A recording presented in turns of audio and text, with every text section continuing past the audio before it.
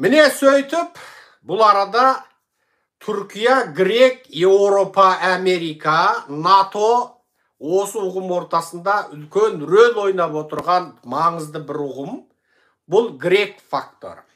Ал гректің Еуропа, Америкаға жақындығы, яғни НАТОның негізгі құрамы Еуропа, Америка елдері.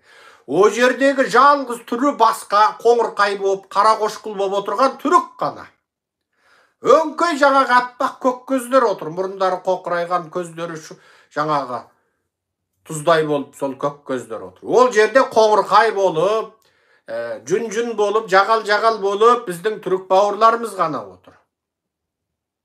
НАТОға тіпті Жапонның өзін қоспайды. Жапон мен НАТОның ең сенімді серігісің деп, осы жуырда ғана барып, НАТОның жаңағы әскери істерге жауапты лауазымдысы жапондарға барып, сендер НАТОның ең сенімді серігісіңдер деп қойды. Бірақ қоспайды. Неге?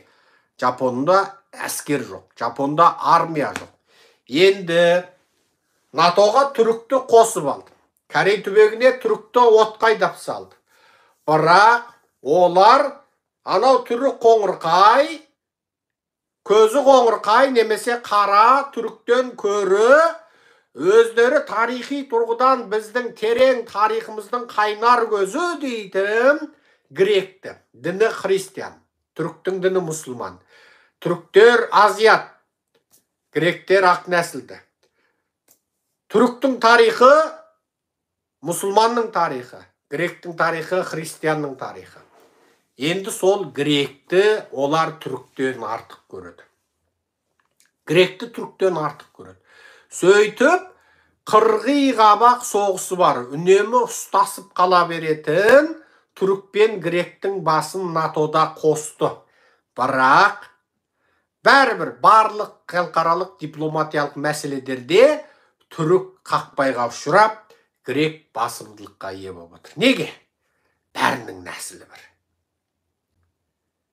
Гректің нәсілі бір. Грек бүкіл Еуропа тарихының қайнар көзі, бүкіл еуропалық таным-нанымның қайнар көзі, ана оттың құдайы, судың құдайы дейтін ескі тарихынан бастап Еуропаның қайнар көзі. Еуропа тарихың жоқ десе, гректен бастау алады деп гректен бастайды. Міне, әңгіме қайда жатыр. Дүние осындай өз құдайдың бір хикметімен былай бірін байлап тастаған ғой. Сол грегің орыс екеу бірігіп праслап болады. Орыс екеу бірігіп праслап болады. Бұл ақтардың ішкі жағындағы жіктеліс, христиандық ішкі жақтағы жіктеліс. Не көрдіңіздер ма? Енді гректі НАТОға кіргізу керек болды. Неге? Грекке орыстың шабуылы күшейе бастады. Орыстың қысымы күшейе бастады.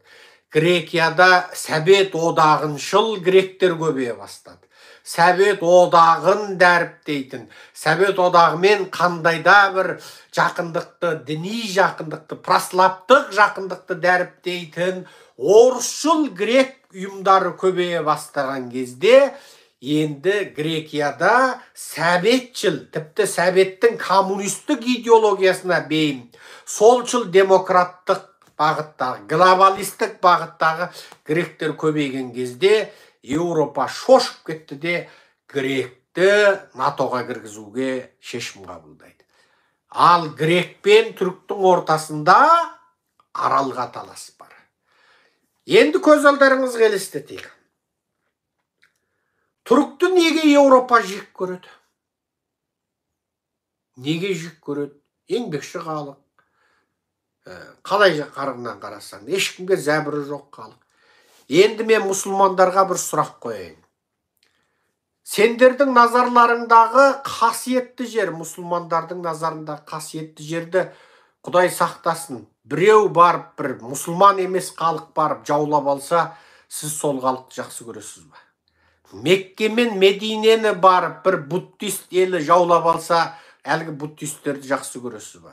Мекке мен Мединені бір христиан барып жаулап алса, әлгі христиан елді жақсы көресіз ба? Мүмкін емес. Діни сезім деген бар. Діни махаббат деген бар. Енді қараңдар.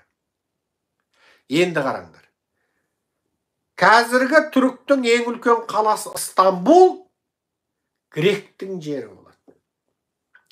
Istanbul, Aya Sofia, қазір Ердоған мешіт деп жариялаған Aya Sofia, сол гректердің ескі храмы болады. Ескі құлшылық ғимараты болады. Гректердің мемлекетін басып алып, сол жерде түрік мемлекетін құрған. Бұл түріктер Орта Азиядан Каспийдің бойынан кеткен көшпенділер болады. Яғни қазіргі Түркия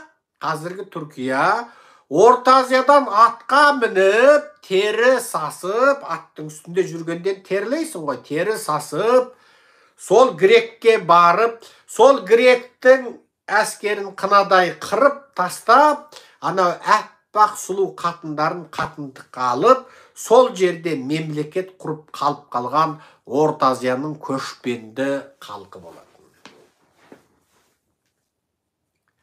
Қазақтар айтатын бақтиярлар. Сол бақтиярлар.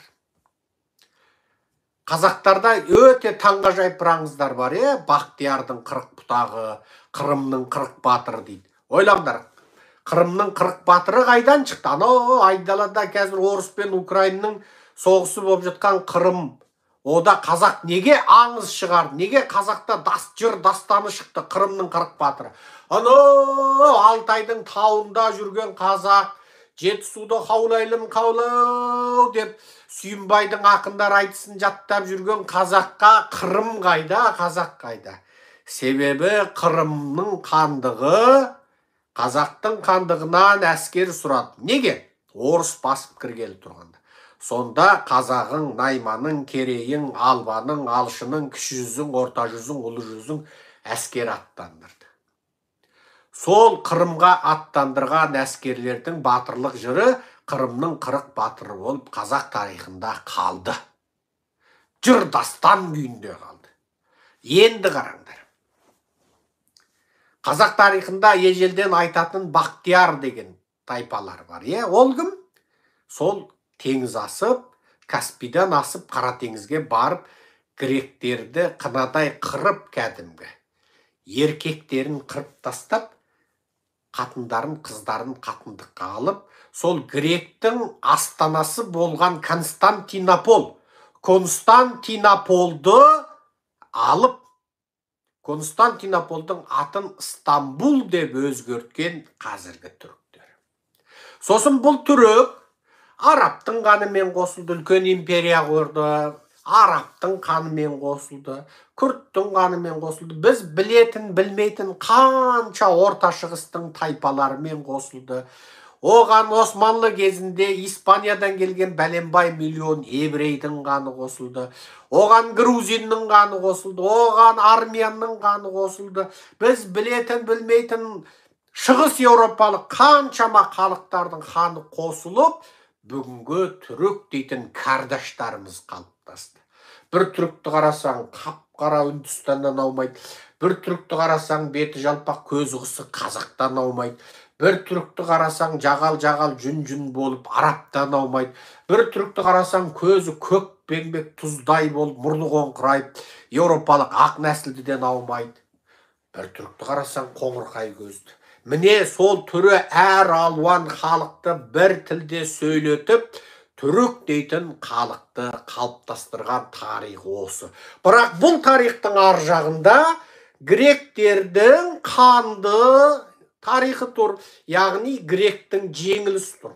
Өздерінің ең қасиетті жерлерін анау Орта Азиядан келген көшпенділер басып алды. Енді сендер ойлаңдар. Гректік тұрғыдан ойлаңдар. Гректік тұрғыдан, христиандық тұрғыдан, ақ нәсілді жаңағы, нәсілшілдікпен ауыратын ақ нәсілділік тұрғыдан ойлаңдар. Ол үшін түрік кім? Түрік басқыншы. Ол үшін түрік жаулап алушы. Енді сен сол Еуропаға, Америкаға түрікті жақсы көр деп айта аласың ба? Айта алмайсың. Түрікті жақсы көрмейді.